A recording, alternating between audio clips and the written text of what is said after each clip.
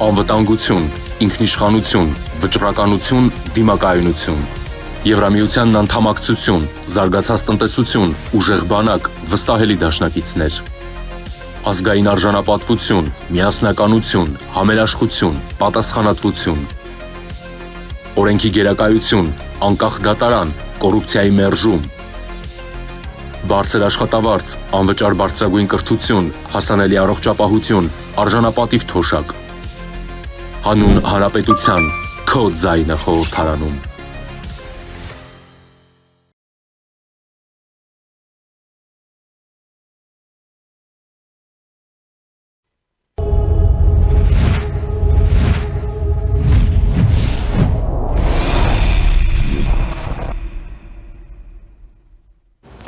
Առաջինի եթերում մանրամասներն են, բարև ձեզ, ես Դավիթ Ստեփանյանն եմ, այսօր իմ հյուրն է քաղաքագետ, Կովկաս ինստիտուտի փոխտնօրեն Սերգեյ Մինասյանը, բարև ձեզ, պարոն Մինասյան։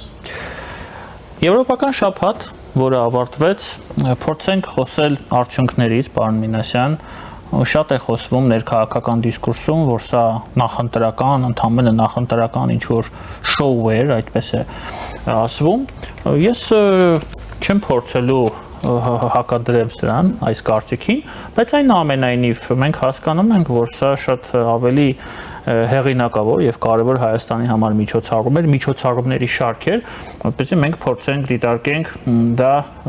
զուտ նախընտրական տրամաբանության շրջանակներում։ Խնդրեմ ձեր կարծիքը։ Նախ պիտի նշենք, որ յուրաքանչյուր կարևոր քաղաքական, տնտեսական, ռազմաքաղաքական իրադարձություն բնականաբար այս կամ այն ձևով արտացոլվում է ներքին քաղաքական կյանքում։ Դա հասկանալի է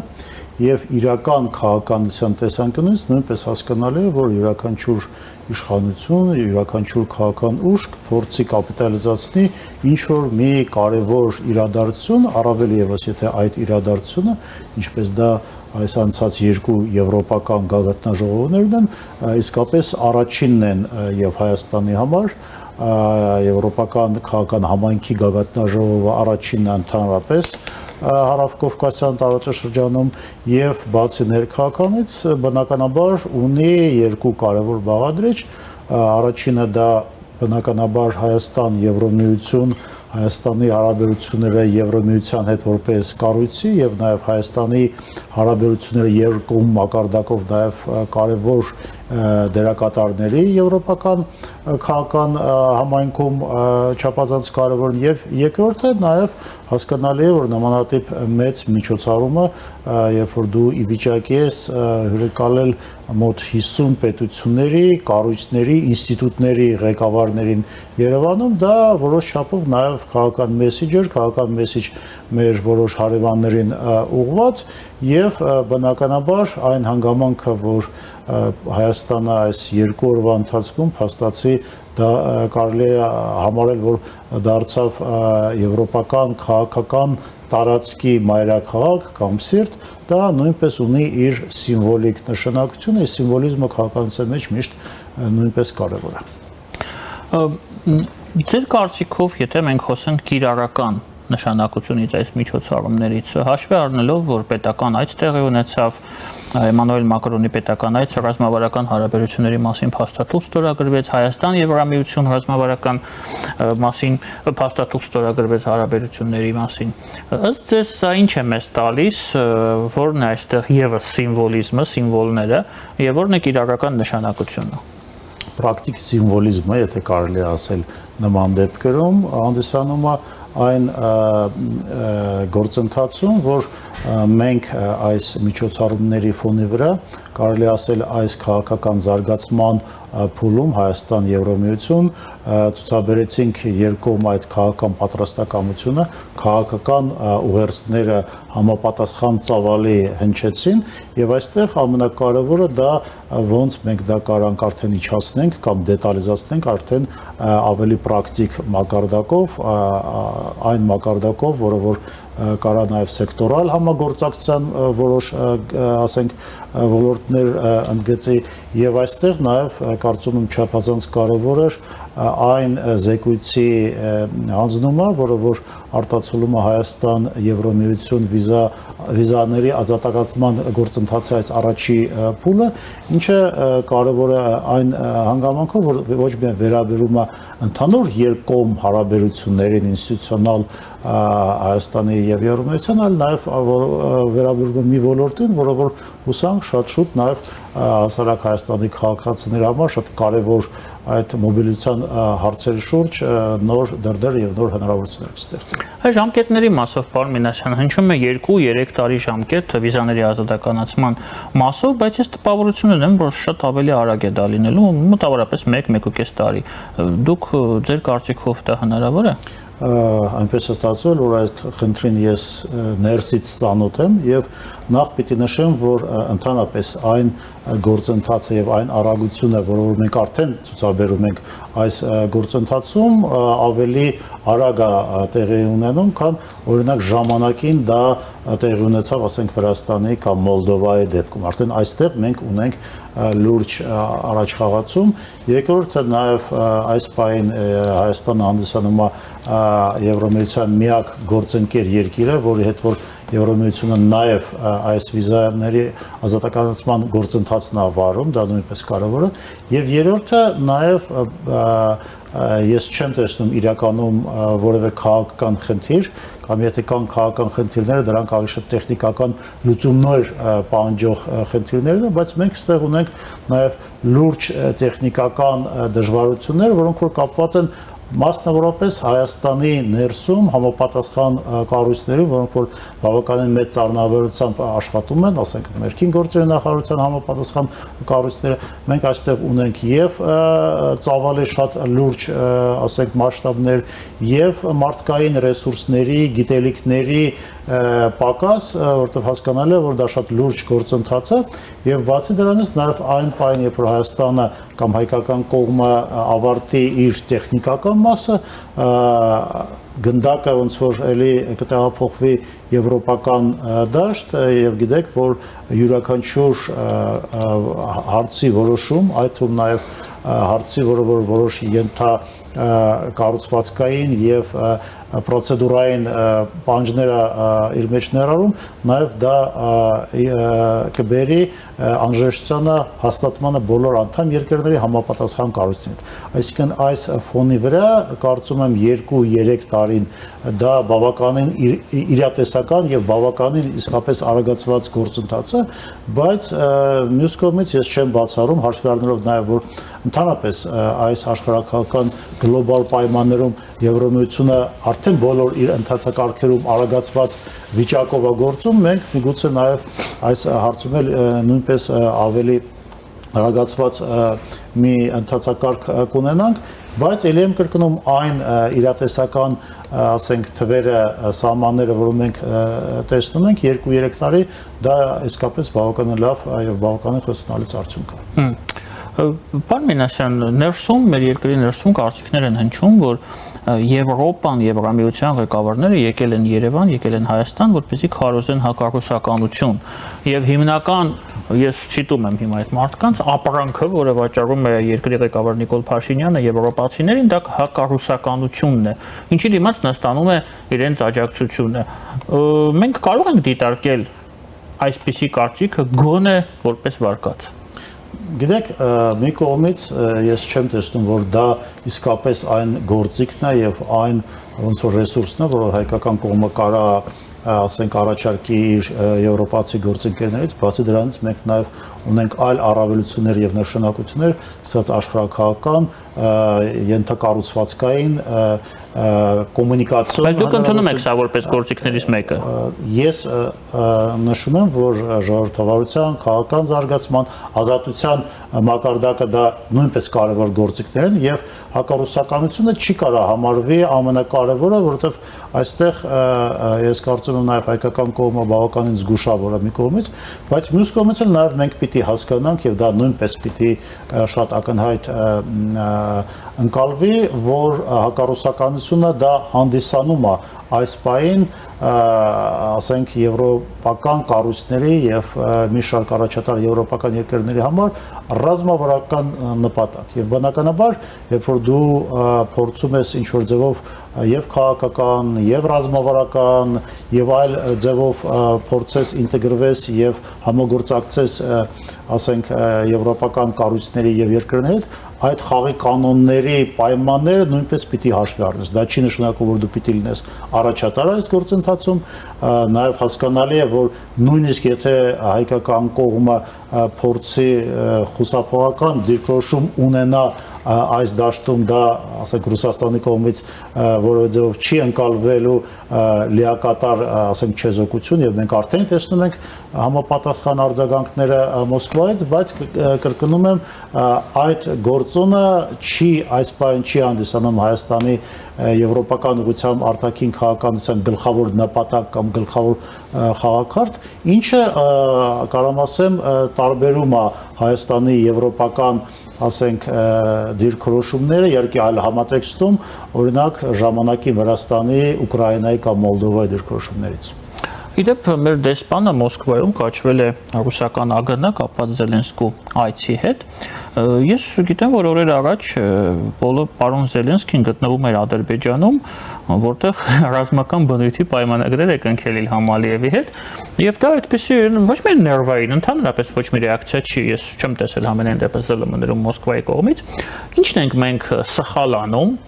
որ այդ ռեակցիան գալիս է դեպի Երևան, բայց դեպի Բաքու օրինակ չի գնում։ Ինչ որ մի բան սխալ ենք, չէ՞ երևի անում, որ այդպիսի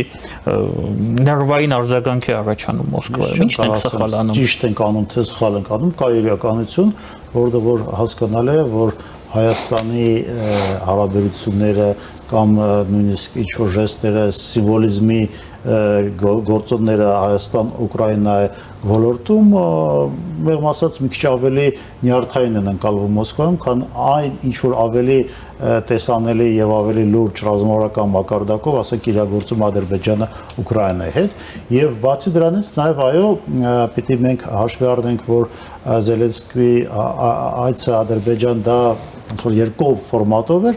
իսկ այստեղ Զելենսկին նաեւ մասնակցել էր եւ նաեւ հայտարարություններ էր արել, նաև հանդիպումներ էր ունեցել եւ ոչ միայն Զելենսկին, նաև եվրոպական գործընկերները որոշ հանդիպումներ են ունեցել, որոնց նպատակը դա նաև ուղղակի հակառուսական, ռազմական եւ ռազմավարական հետագա գործունեությունների քննարկումն ու պլանավորումը։ Այսպես որ այդ առումով դա ոչ թե լավի ու վատի, այլ դա բնական գործընթացներն են, որոնք որ պայմանավորված են եվրոպական գործընկերների առաջնահերթություններով, Ուկրաինայի ռազմավարական նպատակներով եւ սպասելի նաեւ եւ կանխատեսելի է բնականաբար նաեւ Ռուսաստանի արձագանքից։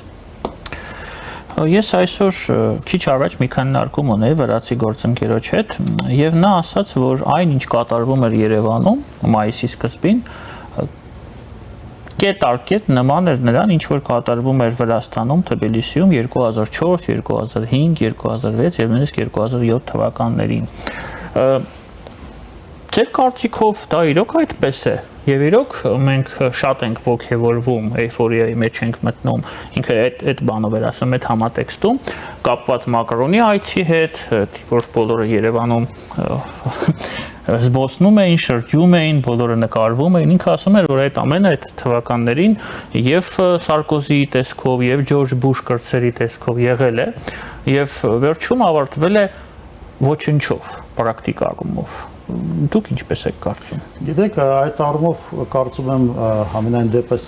հատկապես, ասենք, Սաակաշվիլիի սկզբնական փուլում Վրաստանում այդ ոգևորությունը աննախադեպ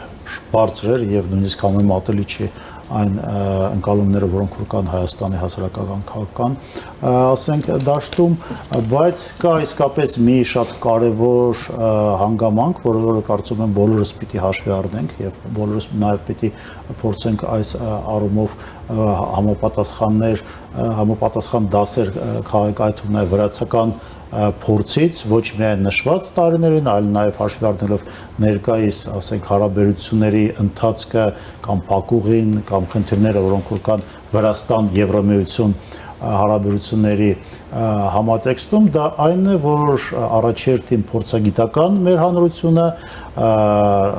ասենք մեդիա դաշտը, մասամբ նաև քաղաքական գործիչները, չնայած քաղաքական գործիչների դեպքում դա մի քիչ այլ է, որտեղ իրանց նպատակն է նաև այդ հույսերը եւ ինչ որ սպասելիքները ավելի ուռճացնել, բայց փորձագիտական դաշտը պիտի նույնիսկ մարդիկ կամ հատկապես մարդիկ, որոնք որ այս կամ այն ձևով ներգրաված են արտաքին քաղաքականության եվրոինտեգրման գործընթացներում, պիտի ցույց տան եւ պիտի ներկայացնեն հասարակությանը իրատեսական պայմանները, իրատեսական այն ճանապարհը եւ այն հնարավոր ձեռքբերումները, որը որ Հայաստանը որպես պետություն, հասարակությունը որպես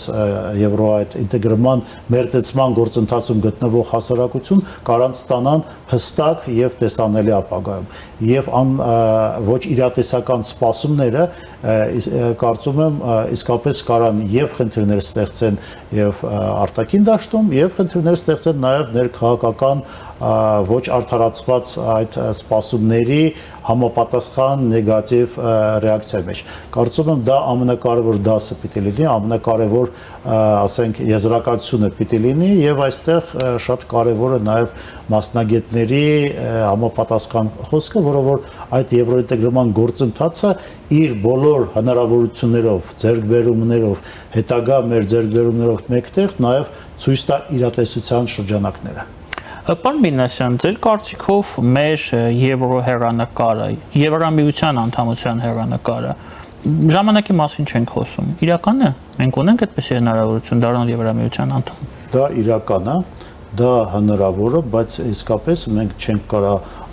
խոսենք ոչ ժամանակների, ոչ պարամետրների մասին, որովհետև դա պայմանավորված է մեծամասն հանգամանքներից, որոնք որ համարյա թե Հայաստանի հետ կախված չեն։ Դա աշխարհակաղական գործընթացներն է, դա ընդհանրապես Եվրոմիության ներքին տրանսֆորմացիան է, դա գլոբալ աշխարհակարգի փոփոխությունը, որտեղ որ Եվրոպան նույնպես փորձում է գտնել իր նոր տեղը եւ նշանակությունը եւ նաեւ եվրոպական հասարակության ընկալումը արդյոք իրանք պատրաստ են վերջնականապես նույն ինստիտուցիոնալ ֆորմատով, ասենք, ներգրավեն Հայաստանին, ինչպես նաև շատ այլ հետխորհրդային երկրներին, որոնք որ այս պայն արդեն հանդիսանում են նաև, ասենք, երկրներ, որոնք որ ունեն թղթի վրա այդ հնարավորությունը դառնալու Եվրոմիության անդամ երկիր, բայց դրա հետ մեկտեղ նաև կա մի ուրիշ արդեն կայացած իրողություն, որ այո, Հայաստանի Եվրոմիության անդամ դառնալու ճանապարհը դեռ երկար է եւ մենք համոզված չենք կարող լինենք վերջնական արդյունքի մեջ, բայց Հայաստանը դրա հետ մեկտեղ արդեն դարձել է եվրոպական քաղաքական տարածքի անբաժանելի մաս եւ գագաթնաժողովները դա ցուցաբերեցին, բայց իրականում ես բազմիցս նշել եմ, որ իմ պատկերացմամբ Հայաստանը դարձել է եվրոպական քաղաքական տարածքի մաս այն ժամանակ, երբ որ Հայաստանի տարածքում տեղակայվել էր առաջի այդ ճիշտ է ոչ զինված քաղաքացիական, դիտորդական, բայց Եվրոմիության առաքելությունը։ Պարոն Մինասյան, այսօր նախկին նախագահ Լևոն Տեր-Պետրոսյանը մի տեսանյութ է հրապարակել, որտեղ նա պնդում է, որ Հայաստանը պետք է ձգտի խաղաղության, բայց խաղաղության ձգտելու ամենահիմնական կրվաններից մեկը բանակի հզորությունն է, ռազմական ուժը, որը նա դիտարկում է ոչ թե պատերազմի գործոն, այլ խաղաղության գործոն։ Իդեպ տեսանյութը ձայնագրվել է 30 տարի առաջ։ Դուք համամիտ եք, որ այս պնդումը այսօրվա աշխարհում ակտուալ է։ Հայաստանի դեպքում։ Դուք գիտեք, որ իմ նեղ մասնագիտական ոնց որ ուղղվածությունը դա անվտանգության ռազմական հարցերն է եւ բնականաբար մենք տեսնում ենք առավել եւս այս շրջանում, երբ որ գլոբալ մակարդակով մենք տեսնում ենք աշխարհակարգի փոփոխություն եւ ուժային գործոնը վճռորոշ լինում հատկապես միջազգային իրավունքի եւ միջազգային նորմերի նախկին այդ համակարգի քայքաման ֆոնում։ Այլ հարց է, որ դա չի նշանակում, որ հասարակությունը, որ պետական կառույցները պիտի ձգտեն ինչ-որ հետագա միլիտարիզացիայի, զինված ուժերը որպես մի էլեմենտ երկրի անվտանգային եւ պաշտպանական ավելի լայն շրջանակների պիտի զարգանան որպես զսպող գործոն, որպես զսպող օղակ, բայց դրա հետ մեկտեղ նաեւ խաղաղության ապահովման մեր ռեսուրսները պիտի իր մեջ նաև ներառեն բացի անվտանգային ուժային կոմպոնենտից, նաև դիվանագիտական եւ տնտեսական կոմպոնենտներ, այդպես որ բնականաբար մենք ստիպված ենք մեր տարածաշրջանում եւ այս գլոբալ գործընթացների եւ ֆոնի վրա եւ հեռանկարների հաշվի առնելով հատուկ ուշադրություն դարձնենք մեր պաշտպանականության ուժեղացմանը, ինչպես նաեւ պետական բոլոր ինստիտուտների եւ կառույցների, բայց դրա հետ մեկտեղ դա պիտի բնականաբար համադրվի եւ ասենք կոնստրուկտիվ արտաքին քաղաքականության ասենք քայլերի հետ եւ դրա հետ մեկտեղ նաեւ համապատասխան ներքաղաքական տրամաբանական զարգացման հետ։ Պարոն Մինասյան, իսկ ձեզ ինչն է մեզ խանգարել այդ 30 տարվա ընթացքում այդ ուժեղ հզոր բանակը կառուցել։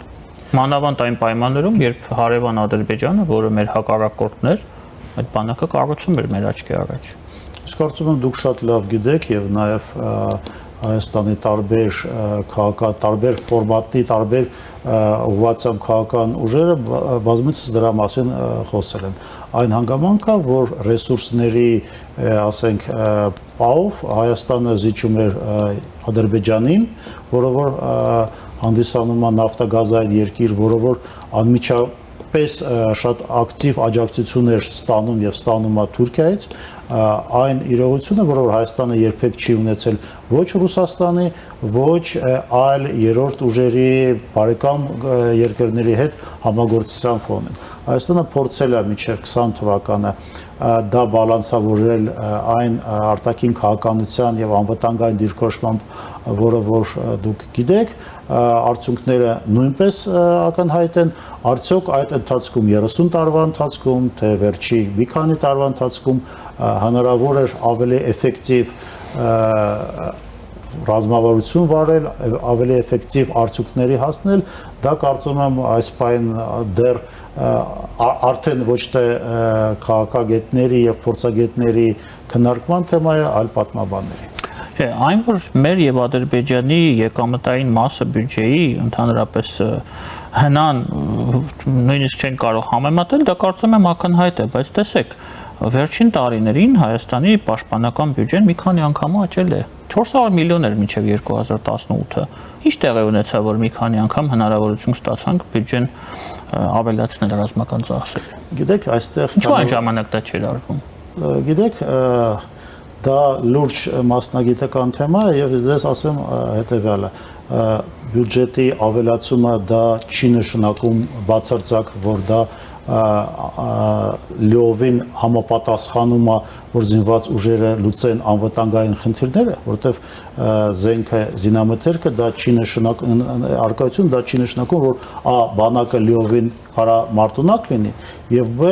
նույնիսկ եթե շատ բայց գործոններից մեկն է գործոններից մեկն է բայց նույնիսկ եթե մարտունակ լինի ապահովի լուծելու այն անվտանգային հարցերը որոնք որ կանգնած են միգուցե տեխնիկական ապահովմամբ ասենք Հայաստանի զինված ուժերը բնականաբար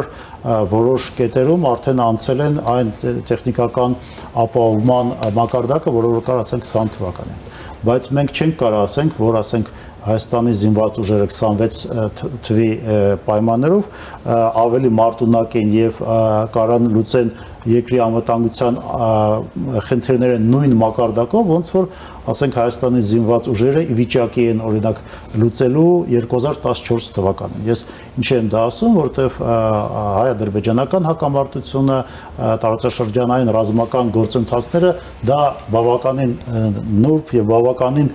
բարդ խնդիրներ են եւ մենք պիտի փորձենք խուսափենք պարզունակ հետևություններից եւ պարզունակ ինչ որ ասենք հայտարարություններից բոլոր այդ ռազմավարական գործընթացների վերլուծությունը պահանջում է ավելի մասնագիտական քննարկումների, եթե իհարկե խոսքը գնում է փորձագիտական քննարկումներ, ինչ վերաբերում է քաղաքական հայտարարություն, այստեղ կարծում եմ ամիշ փորձ է։ Չէ, ես շատ հստակ հարց ունեմ, ինչով էր օրինակ 14 թվականի բանակը, ինչն էր էլ այդ հիմքը ավելի ուժեղ, ավելի մարտունակ, քան 26-ի։ Որտեղ Ինչ կար 14-ին, որ հիմա չկա։ Շատ կփորձեմ շատ པարզ ձևով ասել, որտեղ տեխնիկական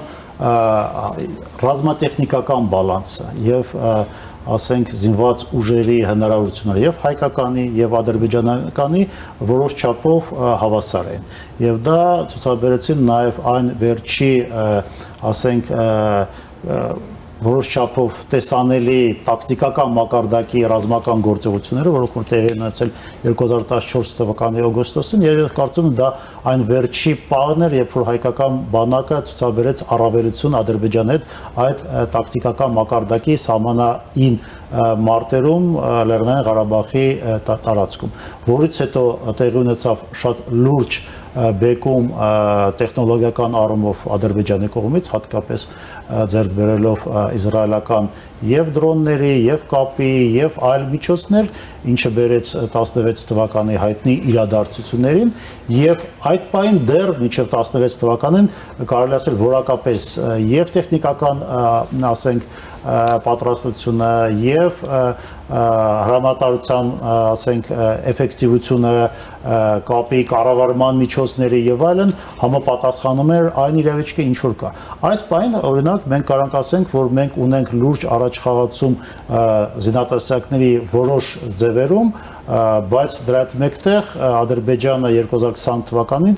բավականին լուրջ կարելի ասել թռիչքային ձեռքբերումներ ունեցել որոշ այլ ռազմական զարգացման ոլորտներում եւ ամենակարևորը ընդհանուր ռազմավարական վիճակը Հայաստանի զինված ուժերի ավելի վատացել է, քան դա եղել է, ասենք, մինչեւ 20 կամ 16 թվականները։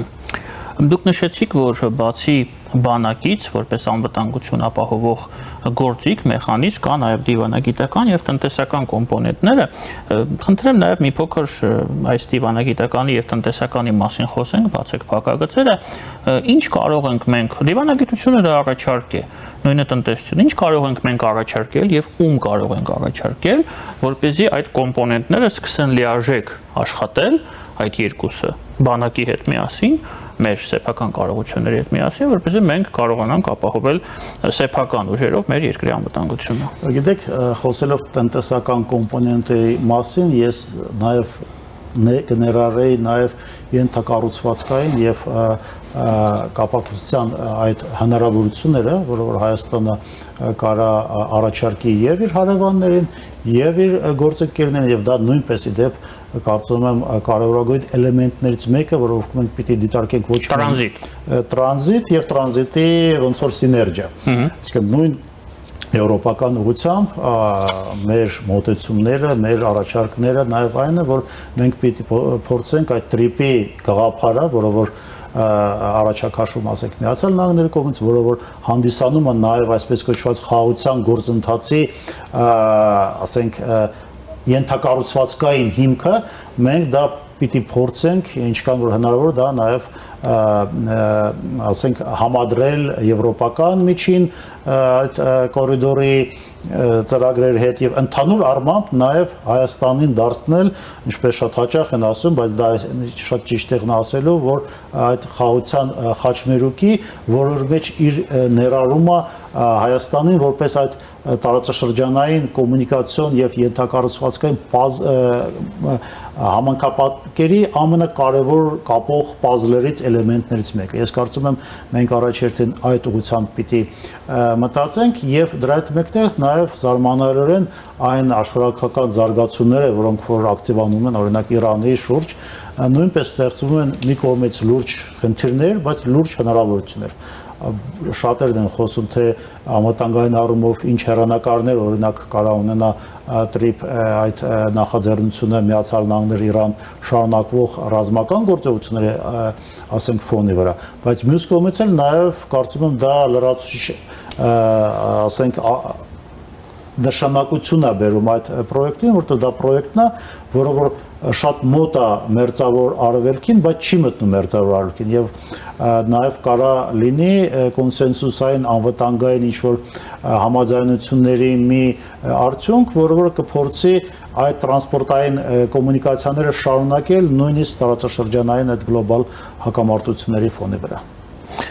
Պարոն Մինասյան, շատ հետաքրքիր անվտանգային ոլորտում իրադարձություններ են տեղի ունենում։ Թրամփը կրճատում է ԱՄՆ զինված ուժերի եվրոպական հրամանատարության տակ, ենթակայության տակ գտնվող անձնակազմը, Եվրոպան ավելացնում է հնայում պաշտպանական ծախսերը, ծավալը սկսել են ռեոկոնսերվացնել այն արտադրությունները, որոնք ժամանակին կոնսերվացվել են։ Եվ մենք այսպիսի Եվրոպայի հետ ունենք բավականին լավ հարաբերություններ, օրինակ Ֆրանսիայի հետ։ Ֆրանսիայից գնում ենք ինքնաթիռներ, որքանով հասկանում եմ, նրանք բանակում նյութամատակարարման ուղղաթիռներ կներեք, նյութամատակարարման ֆունկցիաներ են կատարելու, բայց այնուամենայնիվ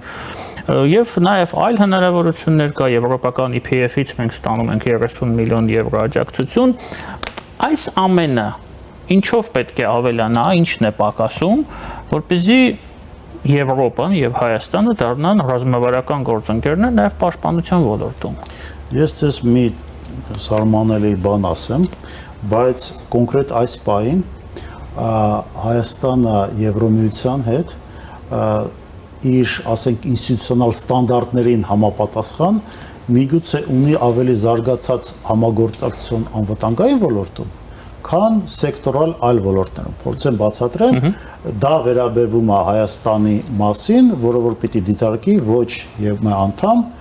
ոչ կանդիդատ երկիր, ոչ ՆԱՏՕ անդամ երկիր։ Այսինքն մի ֆորմատ ունենք, որը որ աննախադեպ է, ասենք, Եվրոմիության յուրահատուկ ֆորմատ ունենք, Հայաստանը, որը որ այդ բոլոր, ասենք, գործոնները կիրառելի չեն, պարզապես Հայաստանը համարվում է, ասենք, ակտիվ Եվրոմիության գործընկեր երկիր։ Մյուս կողմից Հայաստանը դա երկիրն է, որտեղ տեղակայված է Ռուսաստանի եւ ռազմական բազա եւ սահմանապահ զորքերը, երկու տարբեր կոմպոնենտներն են, բայց դրա հետ մեկտեղ Հայաստանը այն եզակի երկիրն է, որը այս պայն արդեն ունի գործող կամ արդեն ձևավորվող միանգամից երկու եվրոպական անվտանգային դիտորդական առաքելություններ։ Հայաստանը օգտվում է ճիշտ է ոչ լետալ մակարդակով նաև այդ EPF-ի, ասենք, հնարավորություններից։ Հայաստանը ակտիվացնում է նաև իր անվտանգային համագործակցությունը ինչպես ռազմական, այնպես անվտանգային եւ հետախուզական ոլորտներում, այդ թվում նաև ոչ կինետիկ սպառնալիքներին ուղղված Եվրոմիության հետ, պլյուս Հայաստանը ունի իսկապես շատ զարգացած մի ձևաչափ ռազմատեխնիկական առումով Հունաստանի հետ, Կիպրոսի հետ ԵՄ անդամ երկրներն եւ հատկապես Ֆրանսիայի հետ։ Այսինքն այս ֆոնի վրա ես կարծում եմ, որ մենք պիտի հասկանանք, որ իրատեսական առումով մենք, ну չեմ ասում, հասել ենք այս պայն հնարավոր ամենաբարձր կետին, բայց մենք լուրջ ձեռքբերումներ ենք ունեցել։ Մյուս կողմից նաև մենք պիտի հասկանանք, որ խոսքը գնում է համագործակցության Հայաստանի անվտանգային համագործակցության մի դերակատարի հետ, որը որ ինքը այս պայն դեռ փորձում է ինքը իր ռազմաքաղաքական եւ ռազմավարական ինքնավարությունը ձեռք բերել, գիտեք այդ հայտնի հայտարարությունը, որ Եվրոմիությունը փորձում է հասնել ռազմավարական ինքնավարության եւ դա լուրջ գործընթաց է, որը որ մի կողմից մենք արդեն տեսնում ենք տեսանելի ինչ որ զարգացումներ եւ ռազմական, եւ ռազմատեխնիկական Եվրոմիության որպես առանձին ռազմավարական դերակատար դառնալու, բայց մյուս կողմից նաեւ պիտի հասկանանք, որ դա դեռ երկար տարիների խնդիր է, որը որ եվրոպացիք առաջինը իրենք պիտի լուծեն իր անվտանգային առաջնահերթություններից ելնելով եւ այստեղ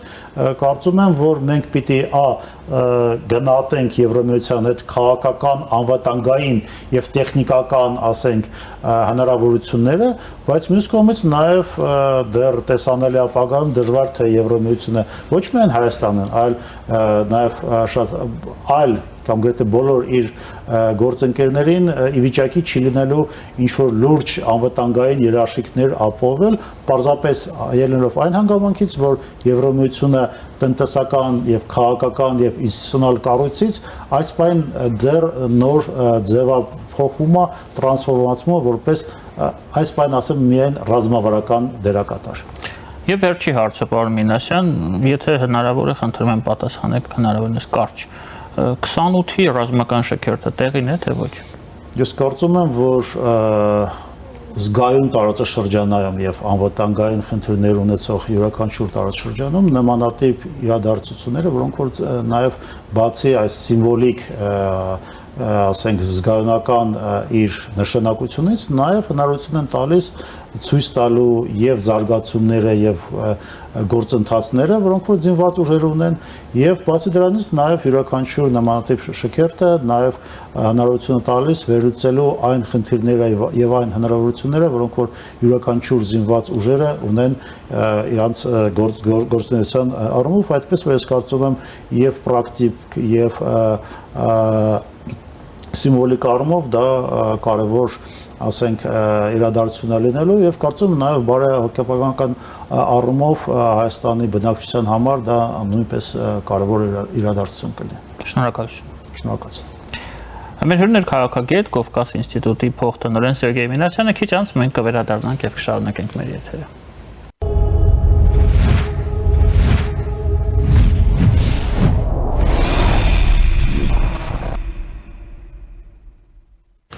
Մեր եթերը շարունակում ենք տեսակապով, մեզ Մեծ Բրիտանիայից Լոնդոնից է միացել ռազմական փորձագետ Սերգեյ Միգդալը։ Приветствую вас, господин Мигдаль. Здравствуйте, спасибо, что пригласили меня. Очень приятно снова быть у вас в гостях. Взаимно. Сергей, вопрос такой, ну, будем, как обычно, говорить об Иране, о том, что происходит вокруг Ирана. Честно, вот, если признаться, то когда ты наблюдаешь за ситуацией со стороны, слава богу, что у нас есть такая возможность, очень странная ситуация складывается, когда постоянно идут какие-то переговоры, официальные, теперь уже неофициальные. Трамп говорит о скорой сделке. И вот США и Иран обмениваются ударами в Ормузском проливе. Трамп говорит, что отправил иранцев ко дну. Иранцы говорят, что не дали разблокировать пролив. Вот это все. Если мы попробуем рассматривать с точки зрения текущей стратегии Соединенных Штатов в регионе и текущей стратегии Ирана, вот вам такой вопрос. О чем это все говорит? Что происходит? Хочу отметить, что вы в Армении, в общем, за всем этим наблюдаете, хоть и со стороны, но довольно-таки с близкого расстояния. Да. Что надеюсь, что вас не зацепит, потому что в теории это вполне возможно. Тут мы как бы видим две сталкивающиеся стратегии, совершенно двух разных механизмов власти и управления. С одной стороны есть Дональд Трамп, который на самом деле, я думаю, не оставил свои главные идеи, ну, как минимум до конца своего срока добиться смены режима в Иране и установления там режима дружественного с Соединенными Штатами Америки. Что он хочет делать, кстати, еще в нескольких странах, да, где есть американские интересы, просто ясно, что в каждой стране это достигается разными способами. Uh-huh. И все вот остальное, то, что мы видим, это не имеет как бы отношения к самой стратегии, а это различные тактические зигзаги и рывки, которые обусловливаются как и событиями. А ведь во многом то, что происходит вообще в мире, не только у Трампа, то, что делают люди, это реакция на события. И с другой стороны, это также и происходит благодаря стилю работы Трампа, который любит принимать нестандартные решения, еще больше любит мутить воду, заговаривать всем зубы, пудрить мозги, да, извините за использование вот этих российских всех идиом, потому что как бы трудно найти этому какое-то научное объяснение, да, то есть всегда мы говорим про то, когда есть военные действия, про туман войны, что очень много неизвестного, помимо известного, и тем более неизвестны зачастую планы противников сторон, поэтому каждый день есть сюрпризы. А Дональд Трамп совершенно намеренно этот туман усиливает, да, всех сбивает с толку, начиная от рынков и союзников и кончая самими иранцами, международную прессу и журналистов. Мы уже видели не раз за прошедшие 1,5 года, когда он просто намеренно дезинформацию поставляет некоторым журналистам,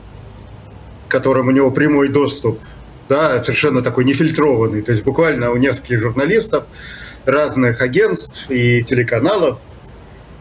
от Axios и NBC до Wall Street Journal и Sky News в Англии. Есть его личный телефон, ему можно позвонить. Иногда он отвечает сам, да, а не пресс-секретарь. И говорит какие-то совершенно нефильтрованные вещи. Обычно только просят, чтобы его не слышали голос, но журналисты это пересказывают. Все это часть вот такого его личного подхода. По запудриванию мозгов. По запудриванию мозгов, поэтому моя рекомендация еще раз, мы совершенно не знаем, что творится на самом деле у него в голове, потому что он действительно непредсказуемый, но тем не менее я предлагаю все-таки смотреть на его действия. А действия, которые параллельно, есть такой основной вектор, да, и вокруг этого вектора зигзага, где есть такая знаменитая диаграмма из алгебры, да, такая синусоида, которая идет вдоль поднимающегося слева направо вектора. Так вот, тем не менее, вектор достаточно однозначен, просто если глядеть, например, на подготовку сил, вооруженных сил США в регионе. Все время прибывают новые корабли, везут огромное количество боеприпасов, на подходе новые, продолжается переброска, кстати, некоторых частей элитных сухопутных бригад, да, которая началась еще пару недель назад или даже месяц назад. Мы видим дополнительные эскадрильи заправочных самолетов, хотя их и так уже очень много, не далее вчера и сегодня. Я, например, вижу и показывал это на своем телеграм-канале, прилетают новые заправочные самолеты Boeing Stratotanker, которые были в Америке, на восточном побережье или даже в штате Омаха. И в Израиле их уже просто физически негде ставить. Все шутят, что скоро будут ставить их на шоссе и на стоянках у больших супермаркетов. И как бы это трудно не заметить, да. Но люди, например, летят, я не знаю, в гости к знакомым в Бухарест или в Софию, или на отдых. Видят и там целые эскадрильи этих заправщиков, которые прилетели и стоят, занимая все рулежки и боковые стоянки.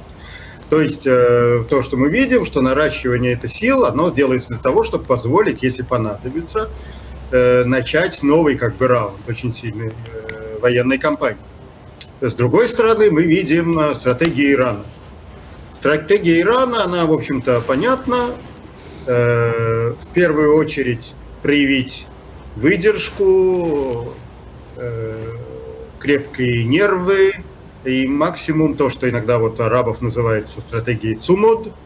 Это именно буквально игра в долгую, да, выдержка, терпение, если надо, на многие годы вперед. Да, вот они любят произносить это слово, иранцы его повторяют именно как, ну, как бы насмехаясь над тенденциями в западном мире, где хотят все быстро, на этой неделе результаты до выборов, да. У них проблем нету с выборами никаких, понятно, да. Руководит корпус стражи исламской революции, и никому эту власть отдавать не собирается. То есть это главная стратегия. Параллельно с этим, естественно, не сидят сложа руки. Один из элементов – это взыскать максимальную цену с противников, и, кстати, вообще почти со всех, да. То есть с противников, понятно, нанести прямой ущерб США, Израилю, арабским союзникам США. Но и мы видим также нанесение ущерба мировой экономике. Блокировка Ормузского пролива, чтобы создать давление опосредованное на того же всего президента США. А вот вы отметили, что на Востоке не любят торопиться, и в Иране в первую очередь, нам тоже это известно. Ну, мы, как страна, которая имеет дипломатические отношения, ведет какие-то переговоры с Ираном, слава богу, не о войне, а о мире. И вот в этот момент, в момент, когда Вашингтон ожидал ответа Тегерана на свои предложения о формальном завершении конфликта, происходит именно эта эскалация. Причем план не включал ключевые требования Вашингтона, это приостановка иранской ядерной программы и повторное открытие Ормузского пролива. Но, тем не менее, произошло то, что произошло. Можно ли вы предположить, что именно в США было принято решение немного поторопить вот эту вот иранскую восточную неторопливость и пригласить более настойчиво за стол переговоров? Это вполне возможно, хотя мы сразу практически увидели, что американцы относятся к той вот мини-эскалации, которая произошла вчера в четверг вечером, именно как к ограниченной эскалации. Более того, как мы видели, к этому относятся так именно обе стороны, и американцы, и иранцы. потому что, еще раз, иранцы, безусловно, не хотят возобновления полновесного американско-израильского авиационного наступления. И американцы, а именно Дональд Трамп, опять же, я сказал, по большому счету, я понимаю, что он хочет за ближайшие 2,5 года добиться появления в Иране более проамериканского какого-то режима, но именно на данном этапе ему удобны переговоры, не только потому, что продолжается снабжение, наращивание группировки, но и потому, что есть какие-то практические соображения от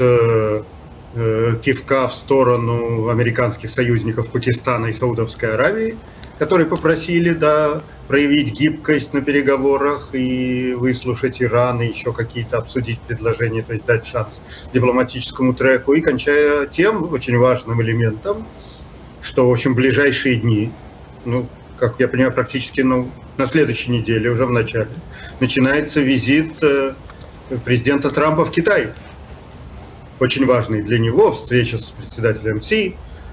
Это займет, как минимум 3-4 дня, и Трампу явно не хочется так, чтобы наступило полное крушение этого перемирия, прекращение огня. Но ясно, что в любом случае может произойти вещи, во-первых, непредвиденные. Во-вторых, я не видел каких-то там особых провокаций. Да? Мы, наоборот, видели, что США ведь перестали проводить суда, то есть заморозили, как говорит президент Трамп, эту операцию Project Freedom, и перестали проводить суда через Ормузский пролив после того, как 2 судна были успешно проведены. Да? Но тут очень сложный вопрос, есть большие споры. Мы знаем, да, что Пакистан реально просил дать еще раз шанс дипломатии, но одновременно есть большая проблема, которая заключается в том, что, да, американские эсминцы несколько дней назад успешно провели 2 судна компании Майерс под американским флагом из Персидского залива в Индийский океан, несмотря на какие-то попытки запуска дронов или малых катеров, экипажных или безэкипажных Ираном. Но проблема именно в том, что кроме этих американских коммерческих судов под американским флагом, собственно, особенно никто и не хочет проходить через Ормузский пролив. Те многие сотни, а некоторые говорят, около 2000 судов, которые ждут с обоих сторон пролива, они под разными флагами, принадлежат десяткам разных судоходных компаний из многочисленных стран всего мира. И они даже под охраной американских эсминцев опасаются идти, в том числе и потому, что им не хотят давать для этого страховку или требуют каких-то чудовищных страховых премий в размере половины стоимости груза на этом судне. И поэтому, может быть, и это послужило. Тем не менее, я хочу отметить, что американцы заморозили все-таки именно эту операцию по проводке судов через Ормузский пролив. А блокаду иранского побережья, то есть блокаду иранского побережья для иранских судов, идущих в иранские порты, или других судов, идущих в иранские порты, американцы совершенно не отменяли. Представители КСИР уже не раз говорили, что они считают это актом войны, нарушающим перемирие. Но, как вы видели, тем не менее не ломали сами перемирия, да, а действуют в ограниченном режиме. В рамках того, что американцы осуществляют эту блокаду, да, двигаются их корабли. Насколько мы знаем сейчас, вчерашний инцидент в четверг вечером начался именно из-за того, что 3 американских эсминца пошли через пролив. Да, американцы не считают себя обязанным этой иранской блокадой, свои военные корабли. Ходят куда хотят, что они и написали с самого начала. Да? Сергей, поэтому... Я прошу прощения, у нас просто времени немного, надо заканчивать. Давай. Вопрос, вы уже упомянули Китай, вы упомянули визит Трампа в Пекин. Трамп отправляется в Пекин 14-15 мая, в то время как он должен был находиться там еще 1,5 месяца назад. И понятно, что война в Иране как минимум имела не самое последнее отношение к затягиванию. И советник верховного лидера Ирана Мохбер заявил, что Трамп отправляется в Пекин как проигравший. И мы продолжаем наш философский разговор и должен вместо позы победителя взглянуть на закат западной цивилизации с точки зрения Востока. Подобная версия имеет как минимум право на жизнь? С чем едет Трамп в Пекин, учитывая то, что в Иране сегодня ситуация, мягко говоря, достаточно неоднозначная? Ситуация в Иране, наверное, неоднозначная, но я не считаю, что,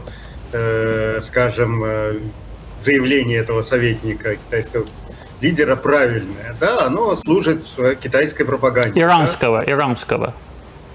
извините. Мохбер, да, иранского.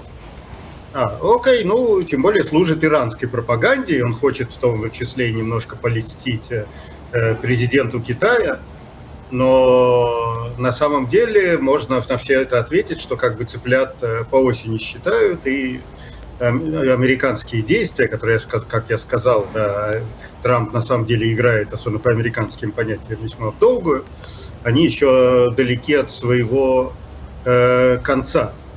Все-таки проблемы, которые создает Иран всем, он их создал во многом именно в первую очередь арабским странам, а также странам с разных концов света, от Европы и до Юго-Восточной Азии, даже Южной Америки, связанные с ценами на нефть, например. Да, само по себе для американской, например, экономики то, что происходит, это не совсем проблема в том смысле, что она приводит к буму нефтяной и нефтегазовой промышленности на юге и юго-западе Соединенных Штатов. И впервые мы видим, например, экспорт нефти впервые за многие десятки лет из США в Японию, что даже освещалось там в прессе. Поэтому это все как бы совершенно неоднозначно. Иран хочет как бы немножко себя поставить больше, ему то, что происходит вокруг него, этому дает толчок и дает ему сцену для этого, поставить себя в роли одного из ведущих игроков мировой политики. И недаром недавно вот замминистра иностранных дел Ирана на вопрос корреспондента, когда он делал брифинг, что почему вы как бы не уступаете такой сверхдержаве, чем Америка, он сказал, мы сами сверхдержава, next question, сказал он. Да, есть вот это давно уже мы видимая нами претензия Ирана на то, чтобы войти в сферу мировых держав, и с этим связаны их проблемы во многом, да, вызванные вот их ядерной программой, из-за которой они подверглись санкциям, а подверглись еще раз санкциям именно потому, что они во всяких официальных заявлениях отрицают, но на практике подвигиванием и зачастую открытыми заявлениями многих своих членов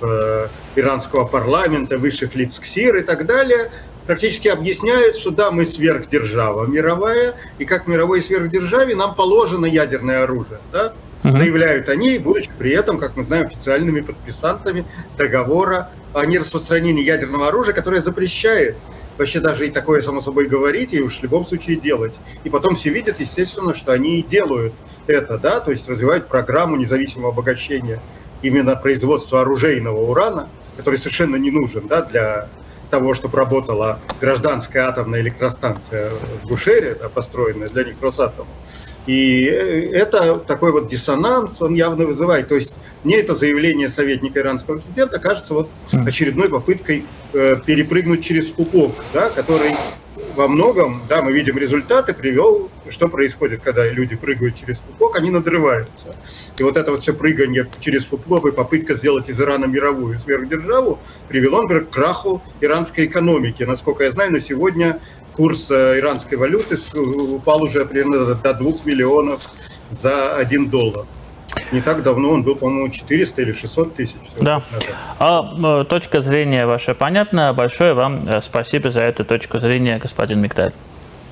Спасибо. Մեր հյուրն էր, որը մեզ միացել էր տեսակապով Լոնդոնից ռազմական փորձագետ Սերգեյ Միգդալը, քիչ անց մենք կվերադառնանք եւ կշարունակենք մեր եթերը։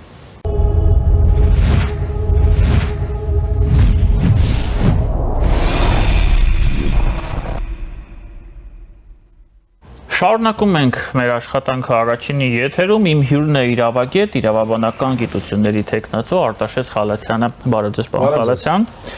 Շարունակում են քննչական կոմիտեից, հակակոռուպցիոն կոմիտեից նորությունները, այսօր ուժեղ Հայաստան դաշինքի Շիրակի մարզի գրասենյակների մի շարք հասցեներում խուսարկություններ է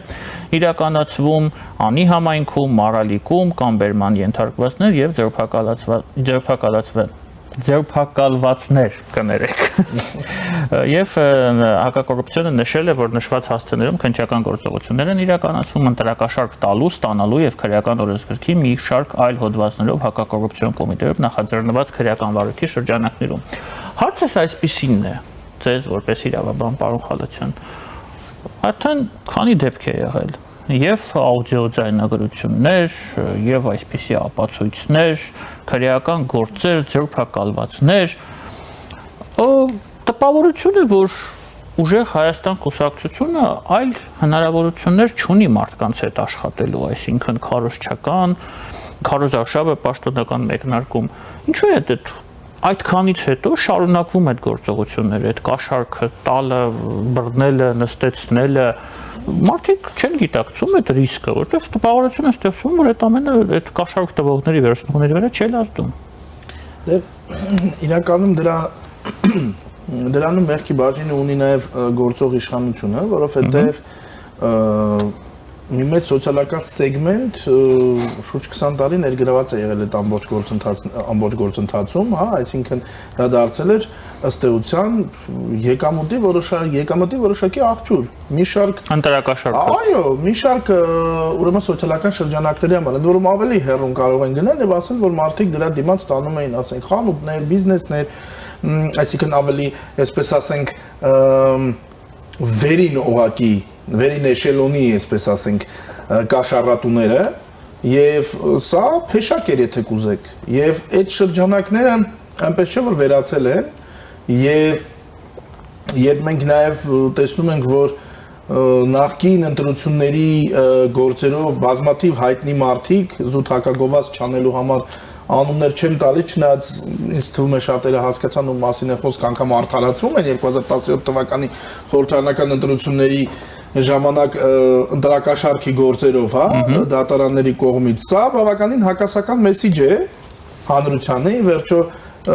պատժելի է, թե պատժելի չէ ընտրակաշառքը, հա, այսինքն պատժելի է իրավական ձևակերպման առումով, բայց փաստացի դատաիրավական համակարգը սկզբունքային կեցվածք ունի ընտրակաշառքի դեմ, թե ոչ, եւ ունի արդյոք ինստիտուցիոնալ ռեսուրս դրան փաստացի հակազդելու, թե ոչ, եւ այսօր այս զանգվածային դեպքերը, եթե կուզեք, հենց դրա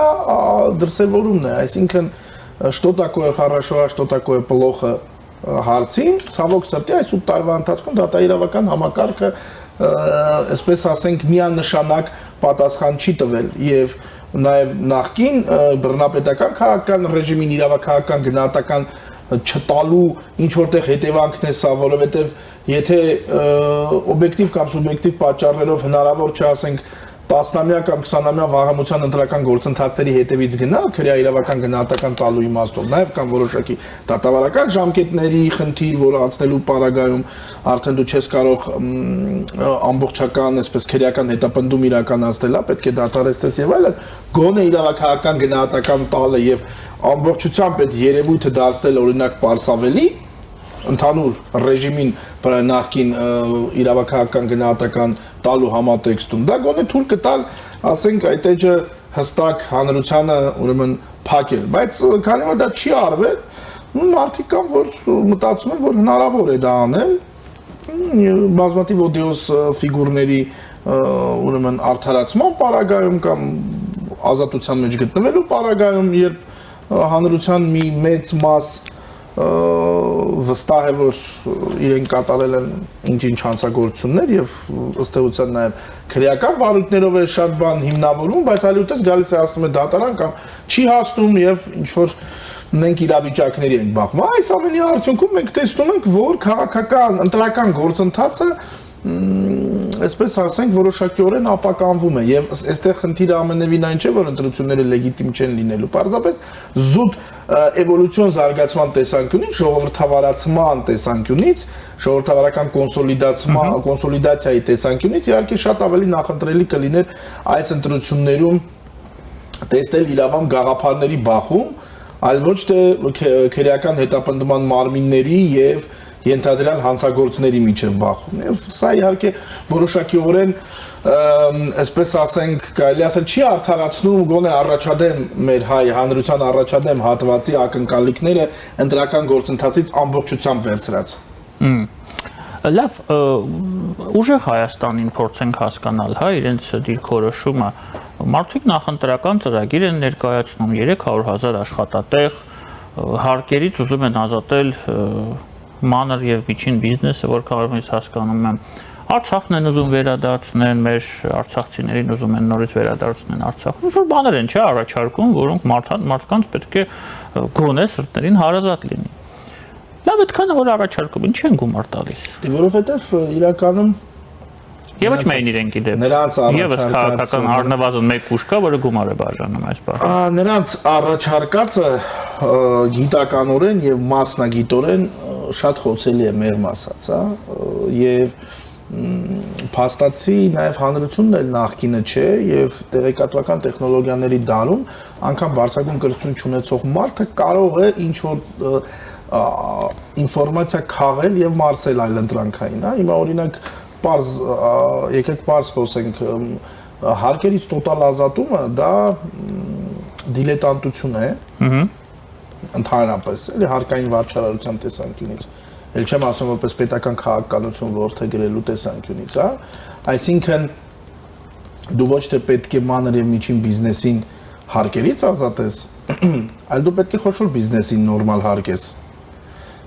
իսկ մանր եւ միջին բիզնեսին պրոգրեսիվ հարկման միջոցով պարզապես ելնելով իրենց եկամտի կամ շահույթի չափից,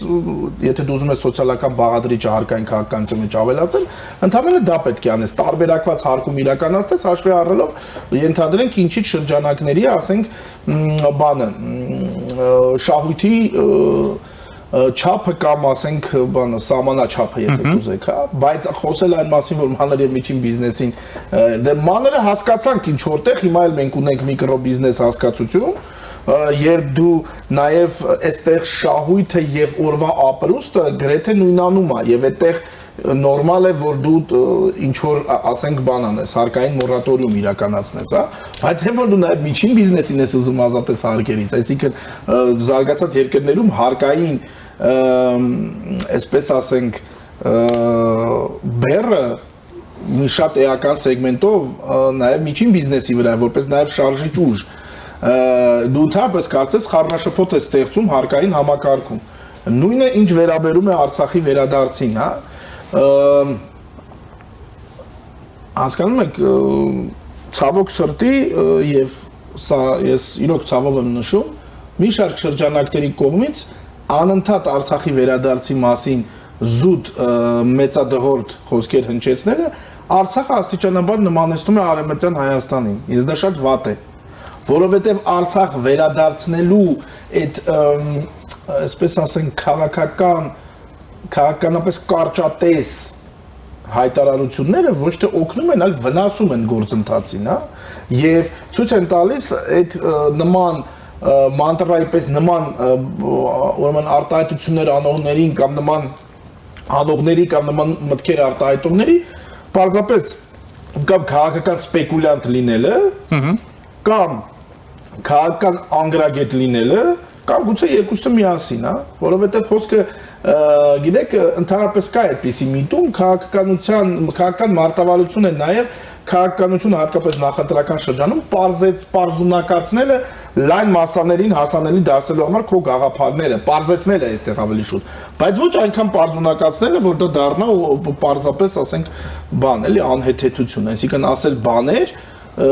որոնք պարզապես այս ռոպեական մի երկու քվեի հարց կարող են լուծել բայց ես կարծում նաև կարող են եւ չլուծել որովհետեւ Արցախը վերադարձնելու ուրեմն այսպես ասենք խոստում տալուց առաջ նախ պետք է քաղաքական խիզախություն ունենալ եւ իրերը կոչել իրենց անուններով թե ինչպես կորսվեց Արցախը կամ որ օրինակի համար հայտնի տերության ուղիղ եւ անուղակի մասնակցությամբ եւ ինչու՞ չէ նաեւ հանցակցությամբ երբ դու իմիջիալոց այդպես է նաև երբ օրինակ այնտեղ կա չէ Վիլսոնի կոոպերատիվի ներկայացուցիչներ կան որոնք նույն կերպ օրինակ խոսում են Կարսի պայմանագրի կամ Մոսկվայի պայմանագրի չեղարկման եւ ասենք Կարսի վերադարձի մասին, հա, եւ այդպես ավելի հեռու են գնում։ Ահա, ավելի հեռու են գնում, էլի, այսինքն դե բանը, ասում է, мечтать не вредно, вредно не мечтать։ Դա այսա իմիջիալը շատ վատ է։ Երբ ասում են, որ ընտրությունները եւ նաեւ քաղաքականությունը գաղափարների եւ գաղափարախոսությունների տոնավաճառ է, բառից այսպես ասենք փոխաբերական եւ պատկերավոր իմաստով։ Մեզանում կարծես թե որոշ շրջանակներ դա ուղիղ իմաստով են հասկանում եւ տոնավաճառում պարզապես անորակ ապրանք են փորձում կներեք արտադրության համար սաղացնել ընտրողների վրա եւ սա ընդհանուր ընտրական process-ի վրա շատ բացասաբար է ազդում։ Հա, գործող իշխանությունը կվերցնի մեծամասնություն խորհրդարանում, որովհետեւ անկախ նրանից թե ով է ընդունում կամ չի ընդունում գործող իշխանության քաղաքականությունը, բայց գործող իշխանությունը թերևս միակն է, ով առաջարկում է քաղաքականություն եւ քաղաքական լուծումներ, բայց վատ է, որ դա ըստ էության մեծի մասամբ անում է մեկ քաղաքական ուժ։ Ես հենց այդ մասին եմ ուզում Ընդհանուր, եթե մենք ժողովրդավարության էվոլյուցիայի մասին ենք խոսում, դա իհարկե վատ է։ Ինչն է պատճառը, որ միայն մեկ քաղաքական ուժ է դա առաջարկում եւ դա բացառվում է, ինչպես դուք ասում եք, գաղափարների բախումը։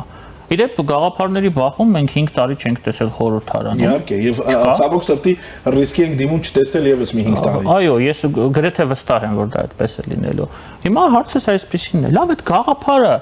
դու քաղ տեխնոլոգներ ունեն մարդի, գումարներ են տալի, Ամստերդամներ են կանչում, տենց Ամստերդամներ քաղ տեխնոլոգներ էլ կանչեն։ Լավ, այդ գաղափարը չեն կարող մշակեն բերեն դնեն ժողովրդի առջև։ Խնդիրը ո՞րն է այստեղ։ Այստեղ խնդիրը հետեւյալն է, ցավոք սրտի։ Խելացի եւ գաղափարական մարդիկ Հայաստանի քաղաքական դաշտում, ընդդիմադիր քաղաքական դաշտում մեծի մասամբ չունեն բավարար ռեսուրս, իսկ այ քաղաքական Ես ռեսուրս ունեցողի մասին եմ խոսում։ Չէ, տեսեք ինչ է, այսպես ասեմ, քաղաքականապես ամուլ շրջանակներ ունեն փող, իսկ քաղաքականապես գրագետ շրջանակներ են ու պատկերավոր ասենք, փող չունեն։ Այ մեր ամբողջ խնդիրը ցավոք սրտի դա է։ Օրինակ մարդը ունի գաղափարներ, բայց չունի բավարար ռեսուրսներ դա դարձնել ազդեցիկ քաղաքական պլատֆորմ, մարդը կա գումար ունի ինչքան ուզես, բայց փոխարենը չգիտի այդ գումարը ինչպես ծախսի եւ ընդհանրապես գաղափարապես սնանկ է։ Եվ դրա համար օրինակ որոշ շրջանակներ դիմում են հին ու բարի մեթոդին, ինչպես ասում են, մի կողմ են թողնում այսպես ձևականությունները եւ պարզապես քվեն գնահատում են որոշակի գումար։ Ես դա հասկանում եմ։ Հիմա հարցս հետեւյալն է, բարձրացնեմ։ Պատային վիճակ է։ Այդ քաղաքական կներեք արտահայտության համար ուժը, որը ունի փող, շատ փող։ Ինքը չի կարող գնի մեկին, ով այդ գաղափարը կարա թղթի վրա գրի, բերի դնի իրենց առջև։ Բայց այստեղ խնդիրը այն է, որ այդ քաղաքական ուժը նաև պետք է ունենա համապատասխան կադրեր, որոնք կարողանան դառնալ այդ գաղափարների գոնե առերևույթ կրող, այսինքն գոնե մի քիչ մոտ լինեն տարածողները։ Այո, դե որովհետև դու պետք է գոնե, դե տեսեք, օրինակ հիմա պատկերացրեք, եթե ինչ որ մեկը ասենք բուդայականություն քարոզի, բայց օրինակ չիմանա ենթադրենք տարական, ասենք, չգիտեմ, այդ կրոնի, ասենք, պոստուլատները կամ օրինակ չիմանա ռեինկարնացիան ինչ է քարոզում, հա, ասենք մեդիտացիան չիմանա ինչ բան է, հա, ընդհանրապես հեռու լինի։ Նու ասենք պետք կամ ընդհանրապես նույնիսկ ասենք պրակտիկայել չիմանա ինքը, նույնիսկ ինքը երբեմն մեդիտացիա հարացել չլինի։ Հիմա նույնն էլ էս է։ Մարդիկ մեծահարուստ են, ցոփ ու շվայտ կյանքով ապրող, մեծ մասամբ նաև կրթական առանձնակի ցենզ չունեցող, որովհետև որոշների համար գումար ունենալը արդեն բան է, որևէ մոտիվացիա վերացնում է, հա, ինքնազարգացում, այդ մարդիկ եկել են եւ խոսում են, չգիտեմ, ասենք կրթությունից, հարկերից եւ այլն։ Լավ, ինչ կրթության մասին է խոսքը, երբ որ իրանք հենց այդ արատավոր կրթական համակարգի պրոդուկտն էին եւ այն, այսինքն իրենք խոսեն այն օրինակի համար անբարեխիղճ դասախոսների եւ դեկանների մասին, որոնց շնորհիվ իրենք ընդհանրապես դիպլոմ ունեն գոնե տանը դրած։ Այսինքն ամբողջովին վերից վար շահերի բախումը այդ մարդկանց ներկայանալը այդ կեցվածքով եւ դա որևէ քաղտեխնոլոգ չի կարող փոխել։ Քաղտեխնոլոգը կարող է հղկել։ Հա, հիմա ասենք օրինակ մոտավորապես պատկերացրեք, որ մի շատ գերմարդ, ասենք, ուզում է հագնել շատ նեղ տաբատ։ Դա ֆիզիոլոգիապես անհնար է։ Բայց ասենք, եթե մարդը ուղղակի տաբատը մի փոքր իր վրա լավ չի նստում, կարելի է դերձակը ինչ-որ մի բան կարող է անել։ Բայց երբ որ մարդը ընդհանրապես այդ ձևի մասին չէ իր, ասենք, կեցվածքով, կոնստիտուցիայով, ֆիզիոլոգիայով։ Դա անհնար է։ Հիմա ըստ էության, ցավոք սրտի, մենք գործ ունենք մի իրավիճակի հետ, երբ մեծ կապիտալը, եթե կատակը դնենք մի կողմ, խոշոր եւ շատ հաճախ ցավոք սրտի քրեական անցյալով կապիտալը նետվել է քաղաքական դաշտ առնվազն ընդդիմության տեղը սեփականաշնորհելու մղումով եւ դա ես կարծում եմ նաեւ ունի արտաքին քաղաքական պատվեր ինչու որովհետեւ խոշոր տերությունները տվյալ պարագայում Ռուսաստանը խաղում են ավելի երկարաժամկետ նրանց պետք է ներկայություն ունենալ Հայաստանի Հանրապետության քաղաքական դաշտում հնարավորինս մեծ ներկայություն եւ երբևէ փորձելու են այդ ներկայությունը կապիտալիզացնել այնպես ինչպես օրինակ եղավ Արևան Վրաստանում, որում եղավ բավականին արագ ցավոք սրտի, այսինքն այն հեղափոխությունը վարդերի, որը տեղի ունեցավ, շատ շուտ հետ պտտվեց եւ Տարոն Աչեմոգլուի ասած օլիգարխիայի երկաթյա օրենքը այդտեղ գործեց եւ իներցիայով, ասենք, մեկ հնգամյակ կամ գուցե 7-8 տարի էլ դեռ Սահակաշվիլի ռեֆորմները ինչ-որ գործեցին, բայց հետո մի պահ եկավ եւ նաեւ արտաքին քաղաքական կոնյունկտուրան էլ փոխվեց եւ որոշեցին, որ թատրոնը պետք է փակել եւ անցնել այն ուրեմն գործողություններին, որը որ իրենց իշխանության բերող շրջանակներին էր անհրաժեշտ ռազմավարական տեսլականում։ Ցավոք սրտի այս հարցն է լուծում նաև Ռուսաստանը եւ ցավոք սրտի գործող իշխանությունը կարծես թե ուշադրություն չի դարձնում խնդրին ռազմավարական տեսանկյունից։ Մարտավարական տեսանկյունից հարց չկա, նրանք հաղթել են։ Հիմա էլ կարող են դա ասել, բայց խոշոր առումով Հայաստանի ռազմավարական տեսլականի առումով ես վստահ չեմ, որ այս ընտրությունները ամրապնդում են Հայաստանի թիկունքը եւ ժողովրդավարություն։ Այո, բերում են ժողովրդավարության կոնսոլիդացման գործընթացին, իսկ դա նշանակում է, որ պետք է քաղաքական համակարգը ոչ միայն ուրեմն գործառի զուտ արդար քվեարկությամբ միայն, այլ նաև բովանդակությունը պետք է հասնի ինչ-որ մի որոշակի մակարդակի քաղաքական բովանդակություն։ Ինչն է պակասում գործող իշխանությանը, որպեսզի կոնսոլիդացնի, ինչ պետք է ավելանա, որպեսզի կոնսոլիդացնի այդ լայն քաղաքական դաշտը, բայց բառից ոչ թե ռեպրեսիաների իմաստով, այլ ռեալ սահմանադրական կարգին հակոտնյա քաղաքական ուժերի գործունեությունը պետք է սահմանադրական դատարանը կառավարության դիմումի հիմա վրա ուղղակի արգելի։ Ուշ չէ։ Դե այս պահին եթե անի կարող է այլ ռեզոնանս ստանալ։ Դրա համար էլ այս պահին ցանկացած նյարդային մարմնաշարժում, որը թեկուզ եւ ունենա նաեւ հանրային լեգիտիմություն, կարող է այլ կերպ մեկնաբանվել մեր, ասենք, միջազգային գործընկերների կողմից։ Եվ ընդ որում Մարդու իրավունքների եվրոպական դատարանը անգամ նախադեպային իր որոշումներում կապված ապօրինի գույքի բռնագանձման օրենքի եւ այլ այսպես համակարգային բարեփոխումների հետ ասում է, եթե տեղի են ունեցել արմատական քաղաքական փոփոխություններ, որոնք կարող են կոչվել հեղափոխություն, օրինակ, արմատական քաղաքական փոփոխությունները ոչ ստանդարտ պետք է տեղի ունենան հնարավորինս արագ, որքան որ ժամանակը հոսում է, այնքան մեծանում է հակառակը ապացուցելու պարտականությունը իշխանությունների կողմից, որ իրենք ոչ թե քաղաքական հետապնդում են իրականացնում, այլ իրականացնում են հեղափոխական ռեֆորմներ։ Մեր ժամանակը ցավոք քիչ է, վերջի հարցը, շատ կարևոր հարց է, դրամ ուզում եմ անպայման ձեզ տալ։ Տեսեք, նույնիսկ եթե մենք ընդունենք, որ ԿՊ-ն հաղթում է այս ընտրություններում, դառնում է մեծամասնություն խորհրդարանում եւ ընդունենք, որ նրանք ցանկություն չեն ունենում մյուս անգամ եւս հաղթել 31-ին եւ դառնալ իշխանություն։ Արդյոք իրենց արժեվ այդ դեպքում չի հասունանում այդ խնդիրը եւ իրենց իսկ համար էգզիստենցիալ բնույթ չի ստանում, ինչպես դուք ասում եք, օրինական ճանապարհով մաքրել դաշտը, որ 31-ին իշխանության չգան այս նույն ուժերը իրենց բոլոր նեգատիվ հետևանքներով, այդ թվում նաև եւ երևի թե առաջին հերթին հենց իրենց համար։ Ես կարծում եմ, որ այդ օբյեկտիվ պահանջարկը նախ պետք է հանրությունից էլ գա, որովհետև ընդհանրապես ցանկացած Հանրությունից գալիս է, հանրությունը մեռավ ասել։ ցանկացած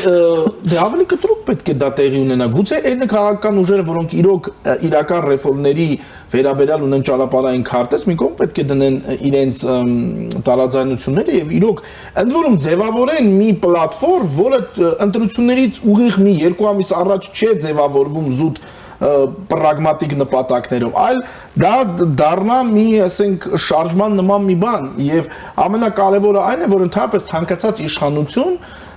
հատկապես երկարաժամկետ կառավարող իշխանություն հակված է կորստելու նաև որոշակի կապը իրականության հետ եւ չի բացառվում, որ նաև գործող իշխանությանը թվա, որ ինքը տիրապետում է իրավիճակին եւ ատելությունը նախորդ քաղաքական ռեժիմի նկատմամբ կամ ավելի մեղմ ասենք անվստահությունը մշտապես լինելու է այն քարտ բլանշը, որը թույլ է տալու իրենց լրիվ լեգիտիմ կերպով վերընտրվել, բայց Իվանիշվիլիի ֆենոմենը ընդ որում պետք է նշել, որ Սաակաշվիլին շատ ավելի ռադիկալ եւ արմատական փոփոխություններ է արել հանուն ճշմարտության Վրաստանում, քան գործող իշխանությունը արել է Հայաստանում, բայց ընդամենը 8 տարի հետո, եթե հիշողությունս չի դավաճանում, լրիվ լեգիտիմ ճանապարհով իշխանությունը փոխանցվեց փաստացի ծպտյալ հետադիմական ուժերի, որը այդ իշխանությունը պահում է արդեն ոչ լեգիտիմ։ Այո, արդեն ոչ լեգիտիմ ճանապարհ։ Դրա համար էստեղ է, որ ես մի կողմից սատարելով այն քաղաքական կուրսը, որը վարում է գործող իշխանությունը, բայց նաև որպես մասնագետ, սահմանադրագետ, ինձ համար շատ ավելի թերևս կարևոր է երկրի ռազմավարական հեռանկարը։ Եվ եթե մենք ապանձնավորված ենք նայում այս խնդրին, ապա կարծես դա նման է փոթորկից առաջ այդ շտիլին, հանգիստ այդ վիճակին,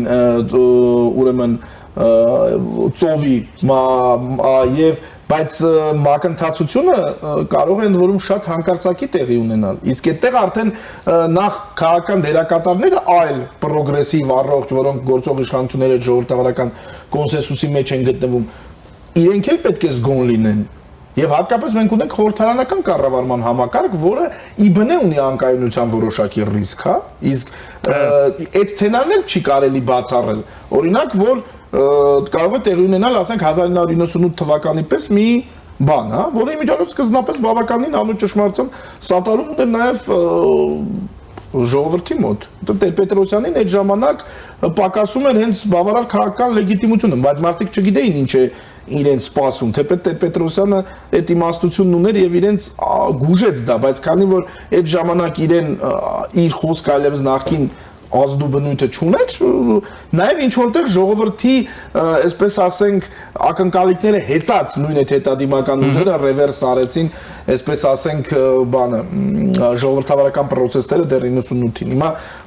չլինի թե մենք երբևէ բախվենք այդ նույն բանին, հա։ Հուսանք, պարոն Խալոչյան, որ ձեր իմ մտահոգությունը չի արդարացվի։ Շնորհակալ եմ ձեզ հարցազրույցի համար։ Մեր հյուրն էր իրավագետ, իրավաբանական գիտությունների տեխնացու Արտաշես Խալոչյանը, ձեզ հետ էր Դավիթ Ստեփանյանը, ձեզ հետ էին մանրամասները, կհանդիպենք։